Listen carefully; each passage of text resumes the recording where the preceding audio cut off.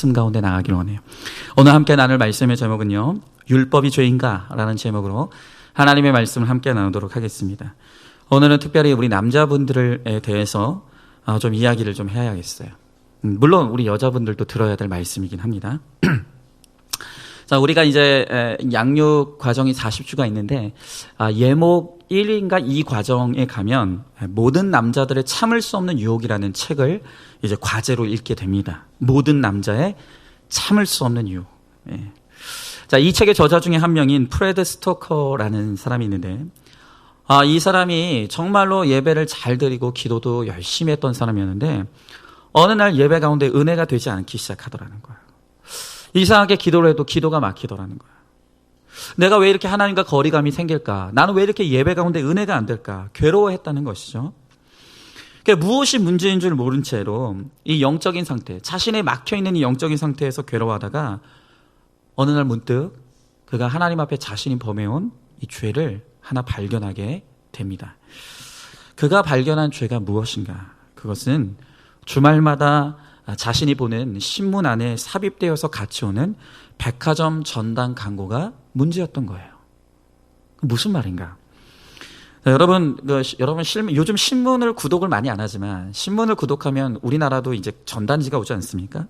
그런데 이제 이 프레드 스토커가 있는 신문에 이제 전단지가 끼어 있는데 그 전단지에 매주마다 속옷 모델들의 사진이 있었다는 것이에요.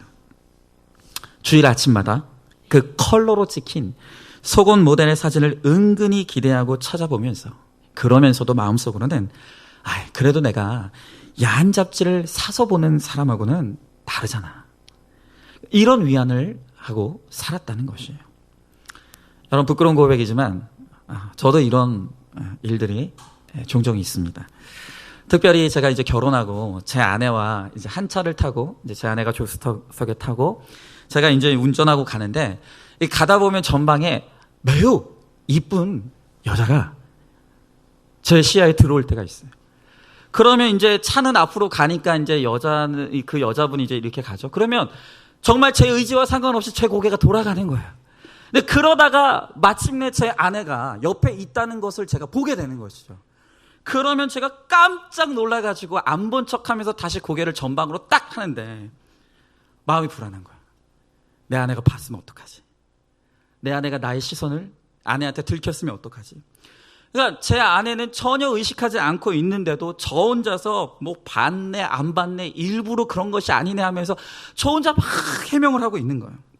그러면 제 아내는 옆에 있다가 정말 몰랐던 거예요. 전혀 신경을 안 쓰고 있었는데 제가 갑자기 막 땀을 뻘뻘 흘리면서 당황하면서 내가 보려고 한 게 아니라 뭐 안 봤다 뭐 이런 말을 하고 있으니까 제 아내가 어리둥절했던 적이 한두 번이 아니에요. 그런데 여러분 한번 생각해 보자고요. 제가 그 시선을 그 전방에 있던 그 여자를 향해 두고 있을 때 제 마음이 기뻤을까요? 괴로웠을까요? 이렇게 대답을 할게요. 아마 제 아내가 만약 그때 그 옆에 제 아내가 타고 있지 않았다면 저는 분명히 눈을 조금 더 그곳에 두고 있었을 거예요. 아니요. 그 시선을 계속 따라가다가 사고 났을 수도 있을 거예요. 그러면서 속으로는 저는 분명히 그렇게 얘기했을 거예요. 내가 일부러 봤나? 아니 내 눈앞에 나타난 걸 어떻게 하란 말인가? 나는 어쩔 수 없었어. 스스로를 안위하고 또 나의 의를 드러내면서 제 자신을 그렇게 속였을 것입니다. 여러분 저 혼자였다면 이 눈의 범죄가 어디까지 계속됐을지 모르겠어요. 그러나 마침 그때 제 아내가 제 옆에 있었기 때문에 그 음란의 시선을 제가 억지로라도 거둘 수가 있었어요. 자, 그런데 여러분 한번 생각해 보시죠. 왜 내 아내가 아닌 다른 여인을 향해서 제가 눈을 돌릴 때 제 가슴이 두근거리고 그것을 들켰다고 생각할 때 왜 제 안에 식은땀이 났을까요? 왜 제 안에서 그런 반응이 일어났을까요? 그것을 죄라고 가르쳐주는 바로 율법이 있었기 때문이에요. 그것을 저에게 죄라고 가르쳐준 하나님의 말씀, 율법이 없었다라고 한다면 본들만들 보았다 하더라도 그것에 대해서 그것이 무슨 죄인 줄 모르고 떳떳했을지도 모르겠어요. 여러분 율법이 우리들에게 하는 일이 무엇입니까? 오늘 하나님의 말씀을 통해서 우리들에게 하나님이 주시는 그 계명이 우리들에게 하는 역할이 무엇이냐는 것입니다. 오늘 우리는 바울을 통해서 이 율법이 무엇인지, 이 하나님의 계명이 우리들에게 하는 일이 무엇인지 오늘 그것을 같이 한번 나눠보도록 할게요. 자, 첫 번째로 율법은 죄를 알게 해준다고 말씀하세요. 자, 오늘 7절의 말씀에 보니까 이렇게 나와 있습니다. 그런즉 우리가 무슨 말을 하리요? 율법이 죄냐? 그럴 수 없느니라. 율법으로 말미암지 않고는 내가 죄를 알지 못하였으니 이는 곧 율법이 탐내지 말라 하지 아니하였더라면 내가 탐심을 알지 못하였으리라 그랬어요. 여러분, 율법과 죄는 불가분의 관계, 뗄래야 뗄 수 없는 관계입니다. 이제 우리가 예수 그리스도의 십자가의 사건을 통해서 죄와 율법에 대해서 죽었습니다. 이제는 더 이상 이 율법이 우리를 지옥으로 끌고 갈 수 없는 거예요. 자유해졌습니다. 여러분, 그렇다면 이제 율법이 우리들에게 필요가 없는 것입니까? 이에 대한 바울의 대답이 무엇이에요? 그럴 수 없느니라. 여러분, 그런데 우리가 착각할 수 있는 게 뭡니까? 은혜로 구원받는다는 거예요. 이제는 우리가 율법의 행위로 구원받는 게 아니라 오직 나를 위해 죽으시고 십자가에 달려 돌아가신 그 하나님의 은혜로 구원받는다는 거예요. 그러니까 아예 이제 율법은 필요 없는 것이구나. 그저 내가 죄를 지어도 회개만 하면 그만이구나. 그렇게 생각할 수 있다는 거예요. 그러나 여러분, 율법은 없어져야 될 것이 아니라 은혜의 시대를 살고 있는 우리이지만 이 율법은 우리가 잘 알아야 된다는 거예요. 왜냐하면 율법을 알아야 죄가 무엇인지를 알기 때문이에요. 여러분, 헬라어로 이 죄라는 말의 의미는 이렇습니다. 표적을 빗나가는 것. 그러니까 하나님의 기준에 넘치는 것도 죄이고 모자라는 것도 죄예요. 가지 말라는 곳에 가는 것, 건너지 말아야 될 것을 건너는 것, 불법, 불경건, 불순종, 외적인 악행, 내적인 악행 등등. 그 정도와 수준에 따라서 하는 것과 하지 않는 그 모든 것이 죄라는 것입니다. 여러분, 그러면서 오늘 성경에 보니까 탐심의 죄에 대해서 우리들에게 가르쳐주고 계세요. 여러분, 이 탐심이라는 것은 내적인 악행이에요. 여러분, 이 탐심을 눈으로 본 적이 있습니까?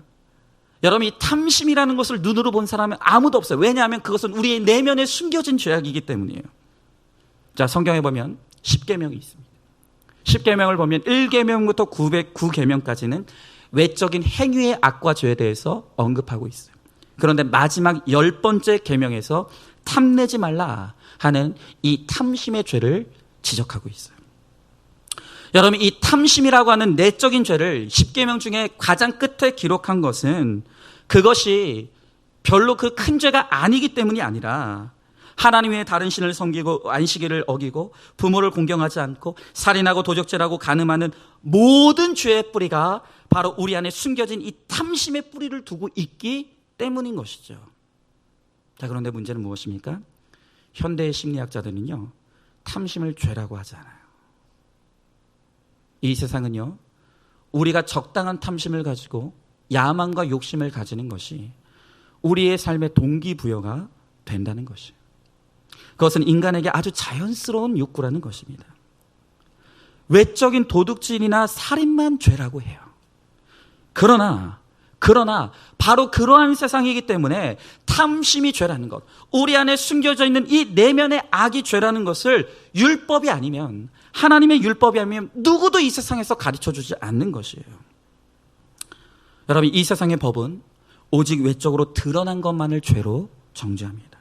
그러나 하나님의 율법은 외적인 행동과 언어로는 나타나지 않았을지라도 내 속에 숨겨진, 누구도 본 적이 없는, 오직 나만이 알고 있는, 어쩌면 나도 알지 못하는 내 속에 있는 탐심이 죄라는 것을 오늘 알려주는 거예요. 아까 서두에서 소개했던 그 남자들의 참을 수 없는 유혹의 저자인 프레드가 자신의 죄를 어떻게 알게 됐을까요? 그 전단지에 끼어있는 그 속옷 모델의 사진을 보는 것이 왜 죄라는 것을 알게 됐을까요? 그는 마태복음 5장 28절의 말씀, 나는 너희에게 이르노니 여자를 보고 음욕을 품는 자마다 마음에 이미 간음, 외도하였느니라 라는 말씀을 그는 기억했어요. 그 말씀을 깨달아졌을 때 그는 자신이 광고 전단지만을 보는 것뿐만이 아니라 사실은 일상생활에서 얼마나 성적인 농담과 비유를 자주 사용해 왔는가를 그가 깨달았다는 거예요. 여러분 지금 오늘 우리 그리스도인들 중에서도 여성하게 성적인 농담들이나 대화들을 너무나 이렇게 주고받는 분들이 있어요. 여러분 그러나 에베소서 5장 3절의 말씀에 보니까 이렇게 나와 있어요. 음행과 온갖 더러운 것과 탐욕은 너희 중에서 그 이름조차도 부르지 말라 그랬어요. 여러분 더러운 것입니까? 죄된 것입니까? 농담도 하지 말라는 거예요. 입으로 올리지도 말라는 것이에요. 여러분 우리 그리스도인들은 특별히 이제 큐티를 하는 우리 말씀의 사람들은 농담을 해도 그날 큐티 본문 가지고 가세요. 네? 막 숨이 막히죠. 입술을 더럽히면 안 돼요. 여러분 이 책의 저자가 제시하는 남자들의 죄의 목록에는 우리가 흔히 죄라고 남자들도 인정하는 어떤 외도나 유흥업소 출입 같은 건 너무 당연해서 언급도 하지 않습니다.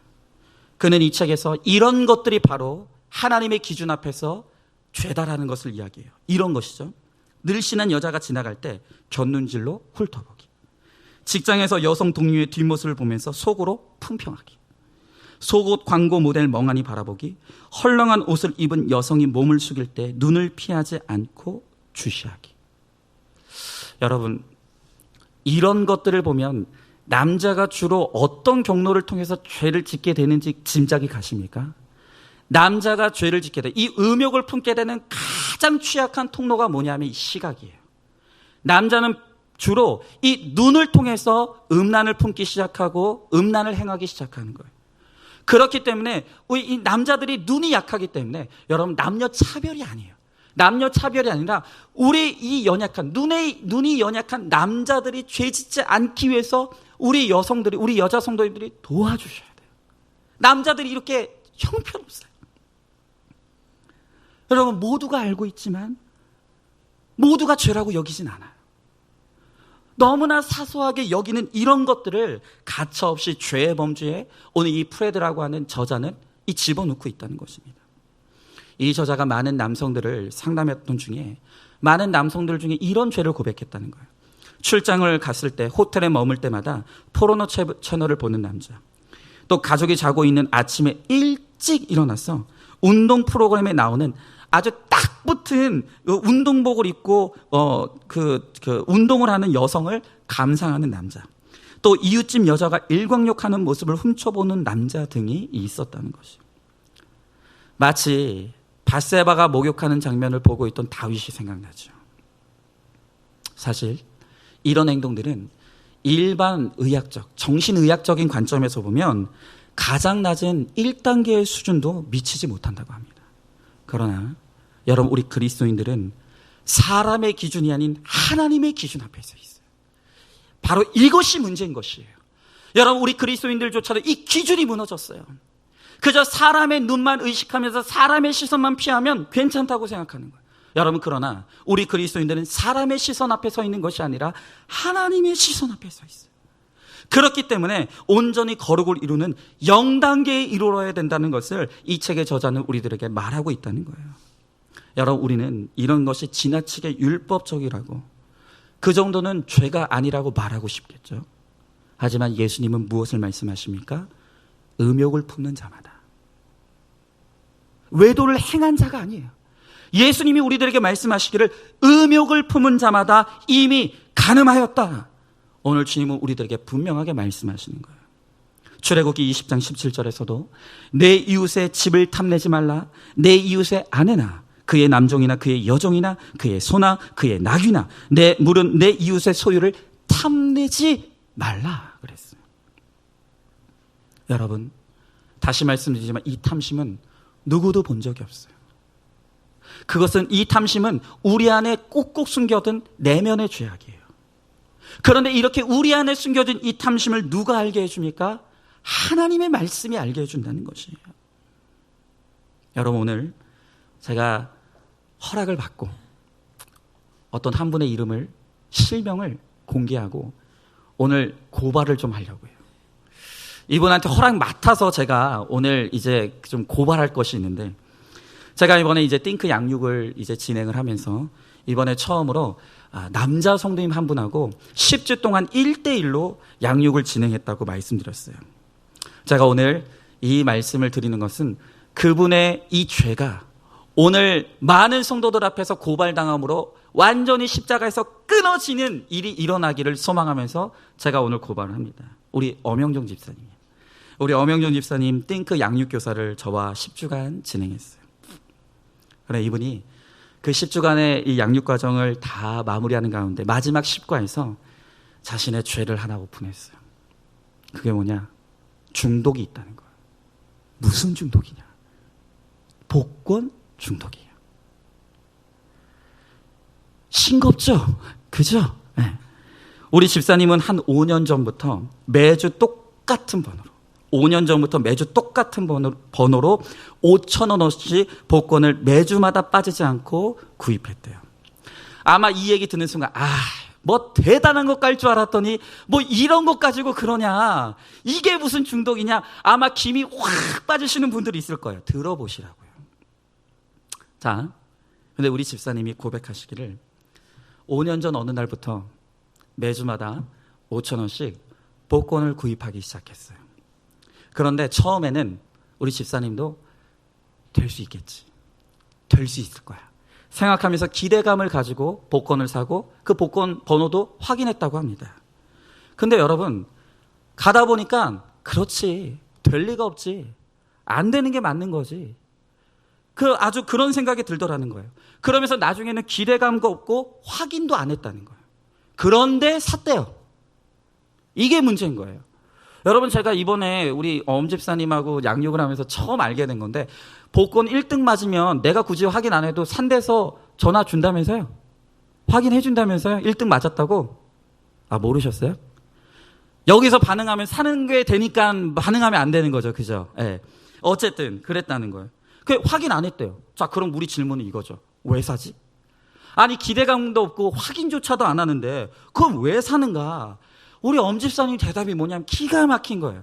우리 엄집사님이 뭐라고 하냐면은, 그런데 내가 만약에 그 복권을 안 샀다, 하필이면 안 샀던 그날에 내 번호가 1등에 당첨되면 어떡하나 하는 막연한 두려움과 불안 때문에 샀다는 거예요. 처음에는 기대감 가지고 샀는데 나중에는 본인도 안다는 거예요. 안 되는 거 안다는 거예요. 안 되는 거 아는데 혹시나 내가 하필이면 그 주에 복권을 안 사는데 하필이면 그날 내가 5년 동안 기록했던 그 번호가 당첨되면 어떡하나 하는 막연한 두려움 때문에 샀다는 거예요. 여러분, 한번 생각해 보세요. 우리가 매주 하나님 앞에 드리는 헌금 1,000원이 아까워요. 5,000원 드리는 분이요? 많습니까? 하나님 앞에 헌금으로 드리는 5,000원이요? 너무 크게 느껴져요.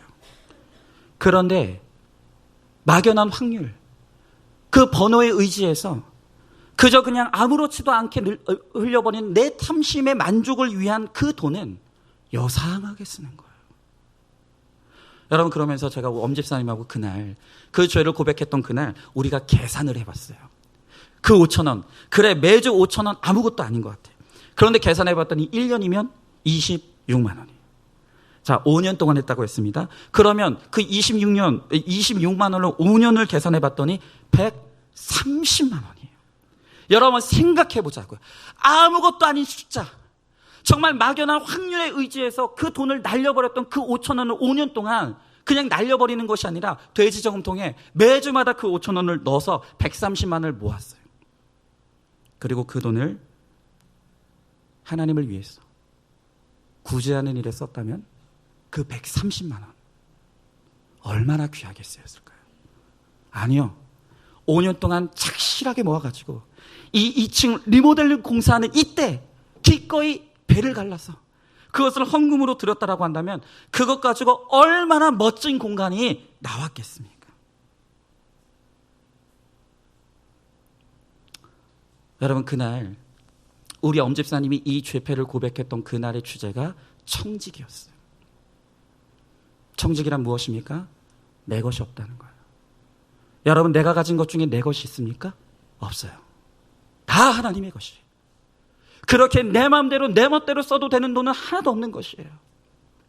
그 청지기의 부제목이 가지치기였어요. 그러면서 내가 주신 모든 것이 하나님의 것인데 내가 그렇게 쓸모없고 쓸데없고 악한 것에 썼던 것이 무엇인지를 가지치게 하는 과정에서 우리 엄집사님이 그 복권, 아무것도 아닌 것 같지만 하나님 앞에 헌금으로 드리는 것은 그렇게 아까워하면서 아무것도 아닌 막연한 확률에 내 돈을 날려버리는 돈에는 아무 꺼리낌도 없이 그 돈을 날려버렸던 그 죄를 이제 가지치게 하는 거예요. 여러분 생각해 보세요. 성인 남성이 매주 5,000원 복권 사는 걸 누가 죄라고 하겠습니까? 그런데 그 작은 돈이지만 그것을 하나님께 온전히 드리지 못하고 그렇게 악하게 날려버리는 그것이 탐심이라는 거 하는 것.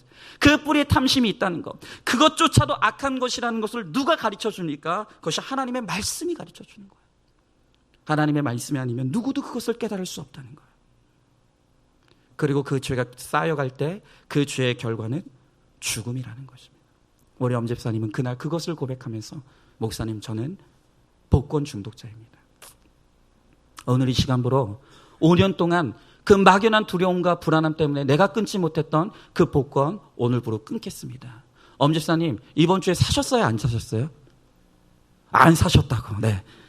오늘부로 확실하게 끊으시고, 그리고 오늘 여러분들 가운데 엄집사님의 이 죄패가 공개되어서 여러분들 가운데도 그렇게 복권으로 나의 귀한 돈을, 하나님의 귀한 돈을 그렇게 악한 것에 날려버리셨던 분들, 오늘 이 시간 끊으시기 바라요. 끊으시기 바랍니다. 여러분 한번 질문해 보시죠. 우리의 드러나지 않는 탐심을 율법으로 알게 된 것이 있습니까?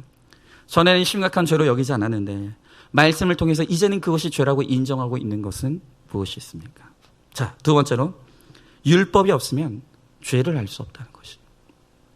율법이 죄를 가르쳐 줍니다. 반대로 율법이 아니면 죄를 알 수가 없는 거예요. 오늘 8절의 말씀에 보니까 그러나 죄가 기회를 타서 계명으로 말미암아 내 속에서 온갖 탐심을 이루었나니 이는 율법이 없으면 죄가 죽은 것임이라 그랬어요. 여러분, 죄가 율법을 기회를 타서 탐심을 이루었대요. 이게 무슨 말이냐? 쉽게 말하면 율법이 하지 말라고 하니까 더 하고 싶더라는 거예요. 호기심이 생겨서 더 죄를 짓게 되더라. 이것이 바로 율법이 기회를 타서 탐심을 이루었다는 말의 뜻이에요. 여러분, 인간의 본성은요, 하지 말라고 하면 더 하고 싶어요. 길을 가는데 들여다보지 마시오 하면 들여다보고 싶어요. 또 인터넷 화면에 19금 미만은 접속할 수 없습니다 하면 너무 보고 싶은 거예요. 평소에는 관심이 없던 남자와 여자였어요. 그런데 어느 날 남자친구를 사귀고 여자친구를 사귀면요, 도대체 저 여자에게 어떤 매력이 있길래 남자친구가 생기고 여자친구가 생겼지? 평소에는 관계가 없다가 남자친구가 생기고 여자친구가 생기고 남의 남자 남의 여자가 되면 그때부터 관심이 가는 거예요. 여러분, 이렇게 율법이 하지 말라고 하는 것을 하고 싶어하는 것, 바로 여기에 우리의 숨은 죄성이 고발되어 드러나는 거예요.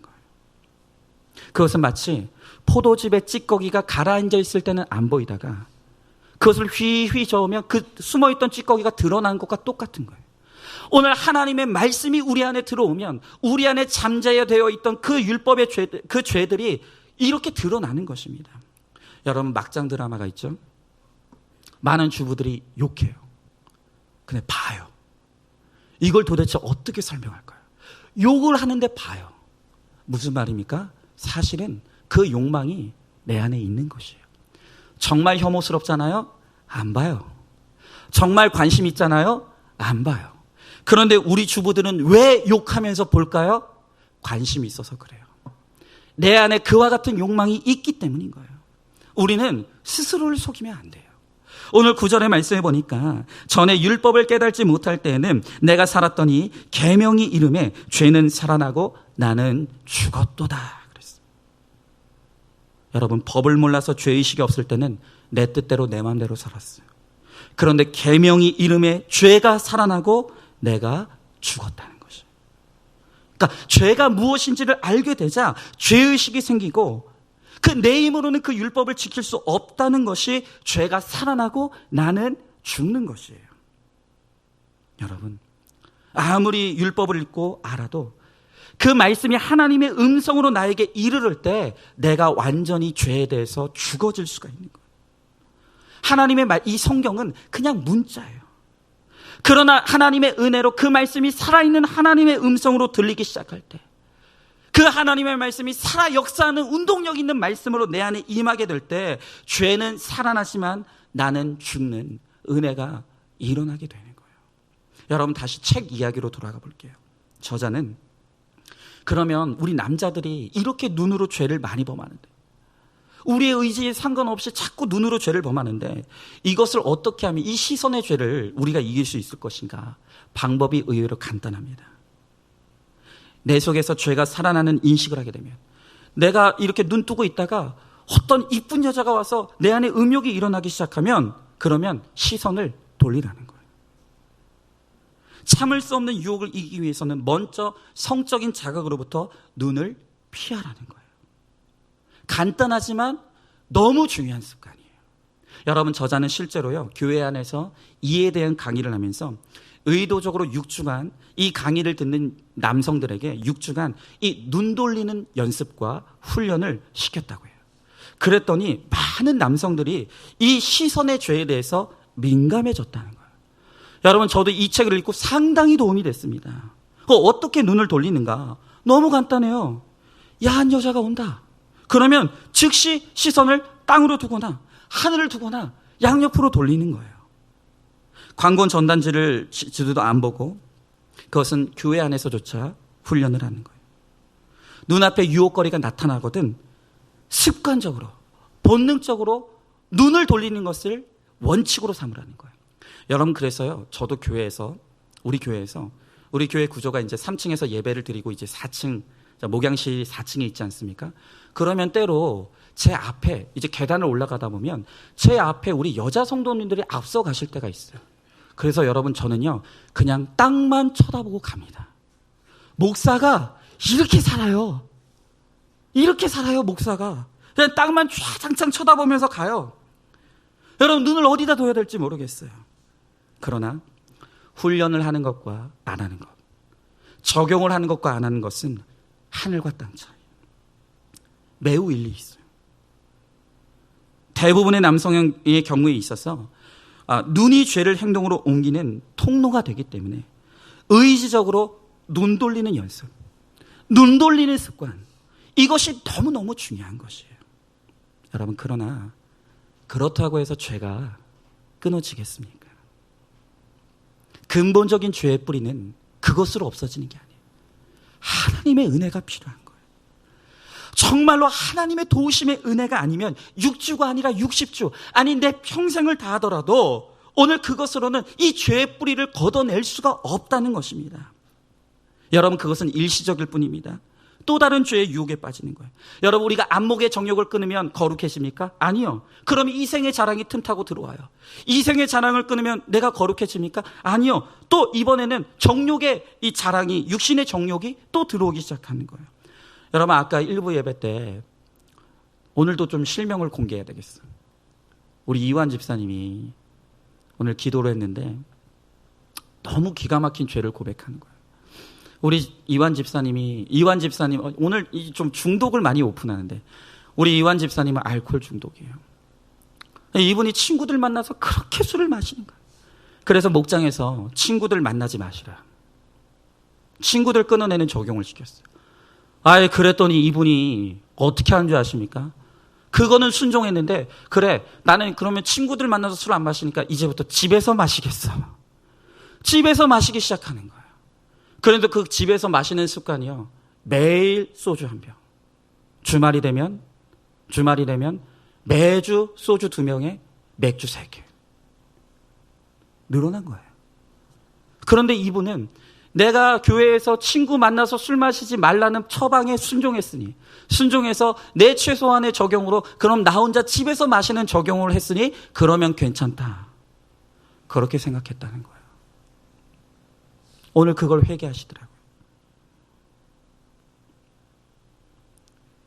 여러분, 오늘 이 율법이 죄라고 여기지 않았던 것들을 죄라고 깨닫게 해줘요. 끊임없이 합리화했던 것들을 더 이상 합리화하지 못하도록 하나님의 기준 앞에서 우리를 세우는 거예요. 그러나 우리는 근본적으로 하나님의 은혜가 아니면 머리털 같은 먼지 같은 죄조차도 우리의 힘으로는 떨어낼 수가 없다는 것이에요. 그러나 그럼에도 불구하고 우리는 이 경건을 위해서 끊임없이 적용하고 또 적용해야 되는 거예요. 저도 강조하는 것이 무엇이냐면 우리 교회에서 절대로 하지 말아야 될 것. 남녀가 단둘이 절대로 한 차 타지 않는 것.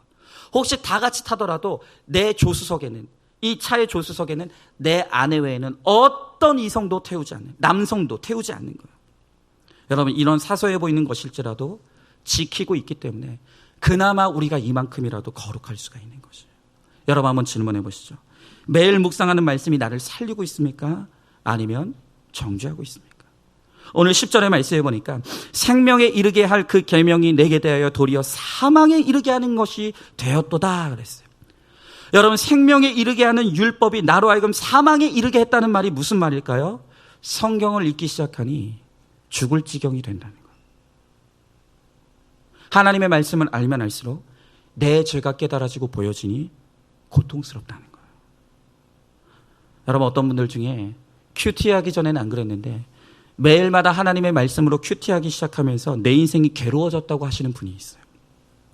아니, 일주일에 한 번씩 예배의 자리에 나와서 목사가 지적하는 말씀을 통해서 깨닫게 하는 내 죄 보는 것도 힘든데 매일마다 큐티하면서 말씀으로 내 죄를 깨달으러 가니 너무 고통스럽다는 거예요. 여러분, 그래요. 정말 말씀을 통해서 내 죄를 깨닫고 인정하는 건 너무 고통스러운 일이에요. 얼마든지 편하게 신앙생활할 수 있을 것 같아요. 어디 안산에 다른 교회 가면 꼭 굳이 그렇게 안 해도 큐티 안 하고 뭐 내재 보지 않아도 그냥 재밌게 신앙생활하는 것 같은데 어쩌다가 박은성 목사가 구속사의 복음 선포하기 시작하고 큐티 목회하기 시작하면서 날마다 말씀으로 내재를 보라고 하니까 나만 어렵게 신앙생활하는 것 같은 거예요. 여러분, 그러나 그것이 얼마나 축복인지를 깨달아야 돼요. 성경에는 문둥병이라고 하는 병이 나와요. 이 병은 성경에서 하나님의 저주를 받은 상징적인 병으로 그렇게 묘사가 돼요. 그런데 왜 문둥병이 하나님의 저주받은 병입니까? 이 문둥병의 특징은 어느 날 이유를 알 수 없는 원인으로 몸의 고통의 감각이 끊어져요. 다시 말하면 이 문둥병에 걸리면 더 이상 몸의 고통을 느끼지 못하는 거예요. 이게 왜 문제죠? 몸의 고통을 느끼지 못하니까 짐승이 내 몸을 갉아먹어도 몰라요. 어느 날 내가 땅바닥에 떨어져 있는 유리 조각을 밟아서 발에서 피가 철철 나고 있는데도 통증을 못 느끼니까 모르는 거예요. 내 몸에 종기가 나고 썩어져서 내 몸이 지금 썩어가고 있는데도 통증을 못 느끼니까 살점이 떨어져 나가도 모르는 거예요. 여러분, 그렇게 문둥병이라는 것은 고통을 느끼지 못하니 내 몸이 썩어가는데도 그것을 느끼지 못하고 방치하다가 몸이 썩어 문드러져 죽는 병이 문둥병이에요. 무슨 말이죠? 고통을 느끼는 게 축복인 거예요. 마찬가지로 영적인 문둥병은 죄의 감각이 없어져서 회개하지 못하고 죽어가는 병이에요. 그런데 예수님이 오시고 우리에게 말씀이 임하셔서 우리가 잃어버렸던 이 영적인 고통의 감각을 살려주시는 거예요. 우리의 영적인 문둥병이 고쳐지는 것입니다. 여러분, 이 감각이 살아나니까 가시에만 찔려도 아파요. 죄에 대한 감각이 살아나고 말씀을 알아서 그 감각이 예민해질수록 너무 아파서 견딜 수가 없는 거예요. 여러분, 그런데 이게 축복이라고 말씀하시는 거예요. 이 고통을 느끼는 것이 나를 살게 한다는 것입니다. 여러분, 이처럼 율법의 기능을 모르면 죄도 할 수 없고 그래서 피를 철철 흘리면서 유리 조각을 밟으면서 내가 그렇게 가고 있는데도 아픈 줄 모르는 거예요. 무엇보다 이 영적인 문둥병에 걸리면요, 내 존재가 얼마나 다른 사람에게 고통이 되고 불편함이 되는지를 몰라요. 여러분은 지금 여러분이 하는 말 때문에 사람들이 얼마나 많이 상처받고 있는지 알고 계십니까? 여러분이 하고 있는 그 행위들로 인해서 얼마나 많은 사람들이 불편해하고 있는지를 여러분 아십니까? 얼마 전에 60대 노인이 다 된 한 영화 감독이 30대 아주 젊은 여배우가 외도를 벌이고 불륜을 관계에 있는 것이 알려져서 떠들썩했었어요. 원래 이 영화 감독은요, 아주 가정에 충실했대요. 심지어 주변 사람들에게 집돌이라는 별명이 있었대요. 그런데 그런 사람이 어느 날 여배우를 만나서 불륜 관계에 빠지더니 그냥 딴짓 살림을 차리고 나가버린 거예요. 그러나 급기야 완전히 집을 싸서 이제 집을 떠나게 되었다고 합니다. 그런데 뉴스 기사를 보니까 기가 막힌 게 뭐냐면 이 영화 감독이 젊은 여배우와 살겠다고 집을 떠나던 그날 대학생인 딸을 데리고 놀이터에 갔대요. 그리고 그 대학생인 딸 앞에서 이 아버지가 이런 얘기를 했다는 거예요. 평생 한 사람이랑 사는 것은 바보 같은 짓이라고. 지금 내가 사랑하는 사람과 사는 것이 가장 행복한 삶이라고. 너도 그렇게 살라고. 딸에게 그렇게 말하고 아버지가 떠나버렸다는 거예요. 여러분, 이 사람은 문둥병에 걸렸어요. 지금 자기가 어떤 말을 하는지, 자기가 지금 그 젊은 딸에게 하는 그 말이 그 딸의 영혼을 얼마나 갈기갈기 찢어놓고 있는 말인지를 전혀 의식을 못하는 거예요. 왜 그럴까요? 내가 지금 사람들에게 얼마나 아픈 말을 해대고 있고 내가 하는 행동들이 얼마나 많은 사람들을 불편하게 하고 눈치 보게 하는지를 왜 모를까요? 왜냐하면 감각이 없기 때문인 거예요.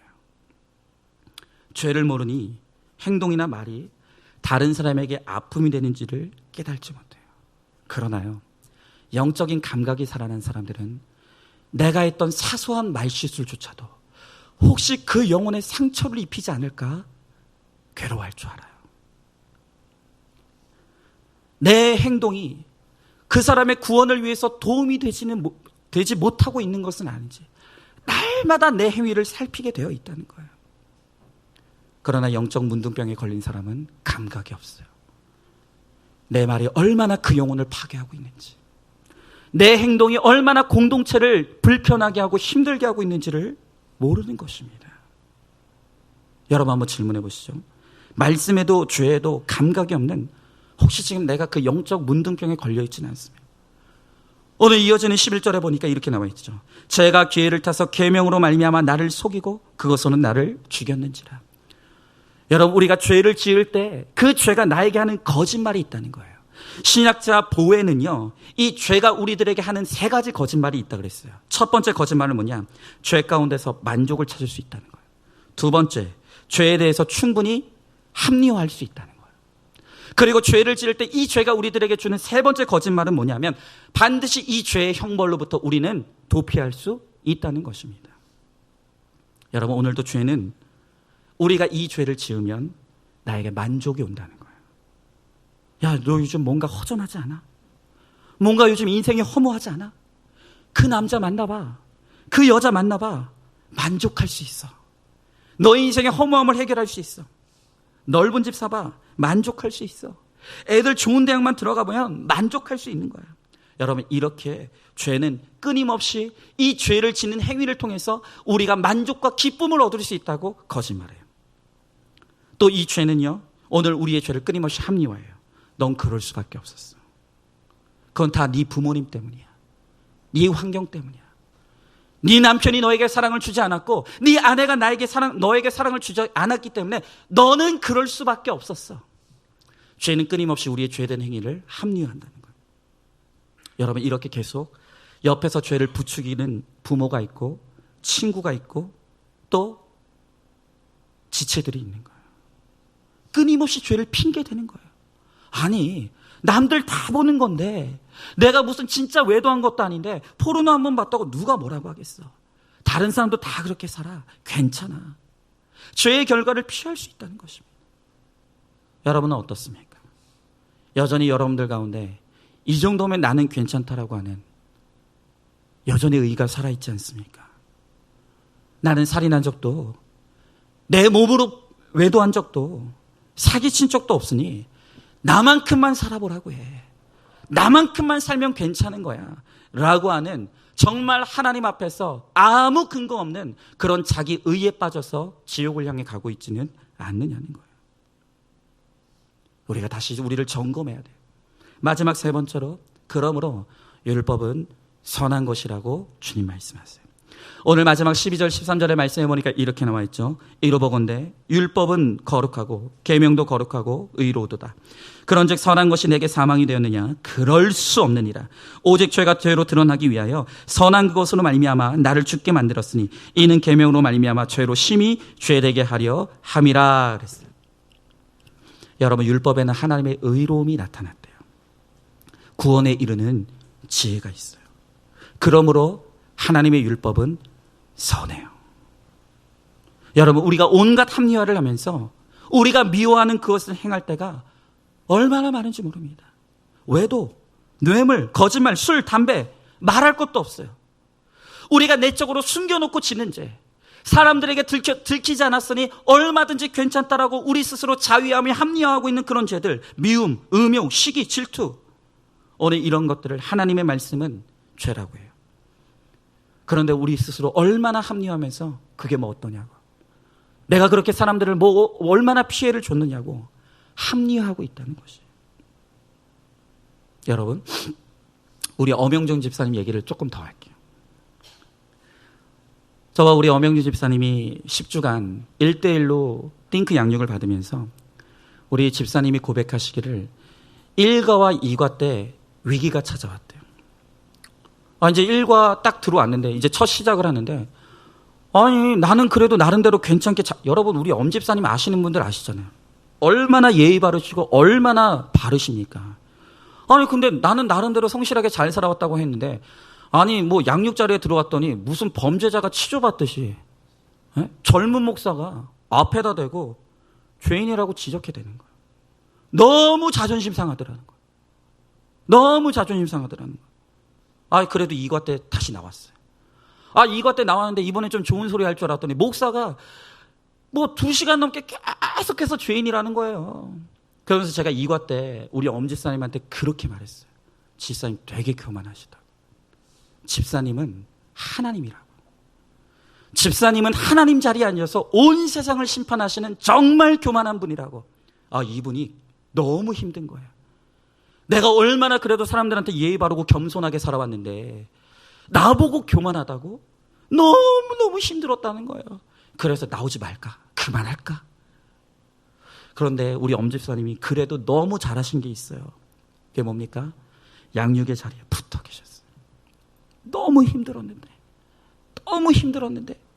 듣고 있기가 너무 힘들었는데 납득이 안 가는데 붙어 계셨다는 거예요.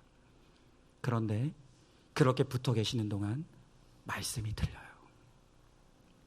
내 죄가 깨달아져요. 내 죄가 인정이 되는 거예요. 우리 집사님 그런 말씀하시더라고요. 만약에 박은성 목사가 그 양육의 자리에서 세상의 논리나 세상의 그런 지식을 가지고 나한테 이야기했으면 나도 세상의 논리와 지식을 가지고 반박을 했을 것 같은데, 이 박은성 목사는 양육 자리에 오면 딸마다 하나님의 말씀만 이야기하더라는 거예요. 하나님의 말씀이 이렇게 말하고 있고, 하나님의 말씀이 이것을 가르치고 있고, 하나님의 말씀이 이것을 죄라고 하고 있다. 온통 하나님의 말씀 가지고만 이야기하니 본인이 받아들이지 않을 재간이 없더라는 거예요.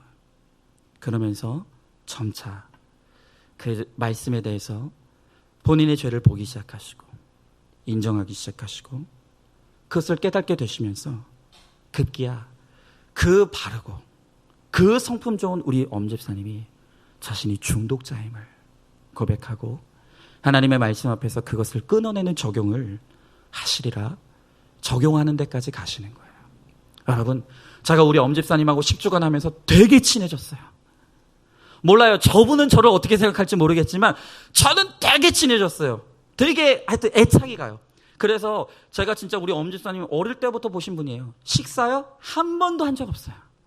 한 번도 식사한 적 없는데 이번에 제가 우리 엄집사님하고 수십 년 신앙생활을 하면서 이번에 처음으로 우리 엄집사님하고 식사를 하기로 했습니다. 뭐 남의 이야기라고 감동도 없죠, 그죠? 어떤 분들은 나에게는 그런 일이 일어나지 않기를 바라시는 분들이 있을 거예요. 회개하시기 바라요. 목사가 불편한 분들은요, 뭔가 찜찜한 게 있는 분들이에요. 네. 여러분, 이렇게 한평생 의로운 줄 알았던 우리 집사님이 어떻게 말씀 앞에서 죄를 깨닫게 됐습니까? 그것이 하나님의 율법의 기능이에요. 내 기준에서는 나는 잘 살았어요. 내 기준에서는 나는 바른 사람이에요. 나는 흠잡을 것이 없는 사람이에요. 그런데 하나님의 율법 앞에 서서 하나님의 음성을 듣게 될 때 내가 죄인이라는 것이 깨달아져요. 이것이 하나님의 말씀이에요. 여러분, 그러므로 율법은 선한 것이에요. 이제 마지막으로 한 성도님의 나눔을 들어보도록 할게요. 그런데 오늘 이 나눔을 해주시는 분은 좀 특별한 분이에요. 이 분은 한때 목사님이었어요.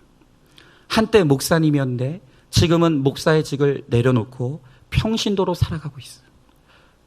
제가 이분 실제로 만난 적이 있는데 대학도 좋은 데 나오고 나이도 저랑 같은 30대, 이제 40대. 네, 젊은 목사님이에요. 잘생겼어요. 대학도 좋은 데 나오고 서울의 유명한 교회에서 부목사로 10년간 사역했었는데 목사직을 내려놓고 이제 평신도로 살아가요. 무슨 사연이 있을까요? 들어보세요. 제가 고등부 시절에 교회에서 혼전 순결 서약을 했습니다. 증표로 반지도 맞췄습니다. 그때 서약식에 동참했던 한 친구는 말하기를 이게 얼마나 힘든 줄 알고들 하느냐. 사람도 아닌 하나님과의 약속인데 과연 나중에 몇 명이나 지키려나 하며 친구는 걱정했습니다. 그러나 어릴 때부터 말 잘 듣고 착했던 저는 당연히 지켜야 될 것으로 여겼습니다. 시간이 흘러 목회자가 되고 신학교에 들어갔고 목사 안수를 받기까지 10년 동안 사역했습니다. 그때까지도 혼전 순결을 지켜야 된다는 명제는 분명했고 정말 지켜왔습니다. 그러나 그 명제 하나를 지킨다는 명분으로 얼마나 많은 음란의 죄를 저질렀는지 모릅니다. 야설과 음란물, 자위에 점점 중독되어졌고 나중에는 음란 채팅까지 서슴지 않았습니다. 급기야 지하철에서 의도치 않게 일어난 접촉에 성적 쾌감을 느끼게 되면서 지하철에서 성추행을 하기 시작했습니다. 죄에 무감각한 영적 문둥병자가 되어서 스스럼 없이 갖가지 음란의 죄를 저지르면서도 하지만 나는 혼전 순결을 지켰잖아 라고 하며 애써 죄인이 아닌 척했습니다. 목회자로 사역을 하면서도 죄악을 멈추지 못하고 10년 넘게 죄에 빠져 허덕였습니다. 교회 안에서는 목회자, 교회 밖에서는 성추행을 벌이는 성범죄자라고 하는 이중적인 삶이 너무도 괴로워 죄를 끊고자 수련회도 다니고 작정응음도 해봤지만 소용이 없었습니다. 결국 나중에는 절대로 끊을 수 없을 거야 자포자기하며 음란의 죄몸을 맡겼고 결국엔 제 행위가 붙잡혀 경찰에 신고되어 형사재판을 받고서야 이 죄악이 멈추게 되었습니다. 형사재판을 받으며 제발 살려달라고 기도하자 말씀이 들리며 비로소 저의 참혹한 죄가 보여졌습니다. 수많은 죄를 양산해온 음란을 향한 탐심을 깨닫게 되니 회개가 절로 나왔습니다. 죄가 드러나 재판을 받고 대가를 치르며 죽을 것 같았지만 형벌을 제 죄보다 작게 하신 하나님의 은혜 앞에서 제가 죽고 죄는 살아났습니다. 저를 살리려고 이 사건을 주신 하나님의 사랑을 깨달아지니 제 영혼도 살아났습니다. 선한 것이 하나도 없는 100% 죄인임을 알게 해주신 하나님의 100% 오르심을 고백하며 날마다 그 은혜 안에서 평생 회개의 삶을 사는 제가 되기를 기도합니다. 여러분, 이게 목사의 고백이에요. 저는요, 이제 이 큐티 목회를 시작하고 우리가 내 죄를 보며 회개하기 시작하면서 인간에게는 누구도 기대하지 않아요. 목사 아니라 목사 할아버지라도요, 말씀으로 내 죄를 보고 회개하지 못하면요, 이렇게 되는 거예요. 제가 이분 봤다니까요. 너무 잘생겼어요. 대학도 좋은 데 나오고요. 서울의 유명한 교회에서 10년 동안 부목사 생활도 잘했어요. 그런데 하나님의 말씀이 육신이 되어 내 가운데 임하시고 말씀으로 내 죄를 깨닫고 회개가 되어지지 않으니까 오늘 이분이 고백했던 것처럼 주일에는 거룩한 목사로, 주중에는 지하철 안에서 성추행을 벌이는 성추행범으로 너무나 이중적인 삶을 살아가면서도 그것을 끊어내지 못하는 그러한 인생을 살아가더라는 거예요. 여러분, 나는 어떻습니까? 나는 여전히 알량한 자기의와 자기 기준에 빠져서 이 정도면 괜찮다고, 나만큼만 해보라고, 나만큼 좋은 남편, 나만큼 좋은 아내 있으면 낳아보라고, 오늘 그렇게 하면서 내가 지금 얼마나 많은 사람을 고통스럽게 하고 내가 얼마나 많은 사람들을 아프게 하고 있는지 모른 채로 살아가고 있지는 않습니까? 오늘 시간 이 하나님의 말씀이 우리 안에 살아 역사하는 주님의 음성으로 들려지길 원해요. 그리고 그 말씀을 통해 날마다 내 죄를 보며 회개함으로 하나님의 은혜로 거룩한 짐으로 내가 다른 사람을 아프게 하는 사람이 아니라 살리는 인생, 또한 다른 사람을 정말 세우는 그런 일에 쓰임받는 거룩한 사명의 삶을 살아가는 우리 모두가 될 수 있기를 주님의 이름으로 축원합니다. 이제 말씀을 마치도록 하겠습니다. 오늘 하나님의 율법은 선하다고 말씀하십니다. 오늘 우리 가운데 말씀을 통해 내 죄를 보는 것이 너무 힘들다고, 너무 아프다고, 왜 우리 교회는 날마다 말씀을 보면서 내 죄만 보라고 하느냐고, 다른 좋은 것도 많은데, 성경에 좋은 말씀도 많은데 왜 우리는 날마다 이렇게 힘들게 신앙생활해야 되느냐고 그렇게 생각하시는 분이 있습니까? 아닙니다. 오늘 이 말씀이 바로 우리를 살게 합니다. 이 말씀이 나만 살게 하는 것이 아니라 이 말씀을 통해서 내가 회개하며 나아갈 때 회개한 나를 통해 내 가정이 살아나요. 우리의 지체가 살아납니다. 여러분, 이 시간 바로 내가 영적 문둥병자는 아닙니까? 나의 말 한마디 한마디가 다른 사람에게 비수가 되어서 그들의 영혼과 육체를 상하게 하고 있는데도 나는 그것이 아프게 하는 건지 몰라요. 지금 내가 내 삶을 통해서 얼마나 내 가정의 식구들이 힘들고 아프고 괴로워하는지, 나의 공동체가 나 때문에 얼마나 눈치 보면서 나 때문에 나를 맞추느라 수고하고 있는지 나는 모르고 지금 신앙생활하고 있지 않습니까? 그래서 나 때문에 나도 죽고 남도 죽는 것입니다. 여러분, 이 시간 이 하나님의 말씀 앞에서 이제 더 이상 변명을 멈추길 원합니다. 이 말씀이 가르치고 있는 그 사람이 바로 나임을 인정하고 깨닫기 원해요. 그리고 회개하며 하나님의 은혜를 구하며 나아갈 때 주님은 반드시 우리를 변화시키시고 변화된 우리를 통해서 나의 환경을 반드시 변화시켜 주실 것이에요. 오늘 이 시간 이 찬양 우리 같이 찬양하면서 주님, 내가 바로 그 죄인입니다. 주님, 나를 불쌍히 여겨달라고 우리 함께 찬양으로 고백하며 나가겠습니다.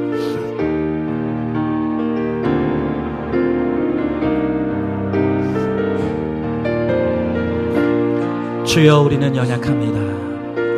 주여, 우린 연약합니다. 우린 오늘을 힘겨워합니다. 주 뜻 이루며 살기에 부족합니다. 우린 연약합니다. 주여, 우리는 넘어집니다. 주여, 우린 넘어집니다. 오늘 또 실수했습니다. 오늘 하루 또 실수합니다. 주의 긍휼을 구하는 죄인입니다. 우리 주만 바라봅니다. 우리는 하나님의 은혜를 바라보길 원합니다. 한없는 주님의 은혜 온 세상 위에 넘칩니다. 가릴 수 없는 주 영광 온 땅 위에 충만합니다.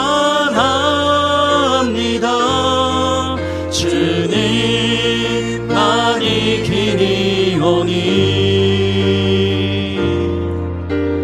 우린 그 길 따라갑니다. 그날에 우릴 이루신 주는 완전한. 우리 한 번 더 고백합니다. 주여, 우린 연약합니다. 주여, 우린 연약합니다. 우린 오늘을 힘겨워합니다.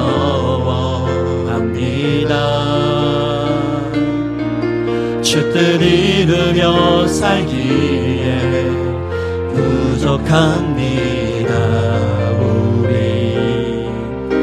우린 연약한 주님, 우리는 넘어집니다. 주여, 우린 넘어집니다. 오늘 하루 또 실수. 그래서 주의 긍휼을 구하며 나갑니다. 주의 긍휼을 구하는 죄인입니다. 우리 주만 바라보. 이 시간 우리 같이 고백합시다. 한없는 주님의 은혜, 한없는 주님의 은혜 온 세상 위에 넘칩니다. 가릴 수 없는 주 영광 온 땅 위에 충만합니다. 주님만이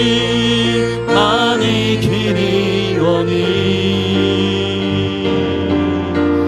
우린 그 길 따라갑니다. 그날에 우린 이루신 주는 완전합니다. 여러분, 이 시간 우리 다 같이 하나님 앞으로 나가기를 원합니다.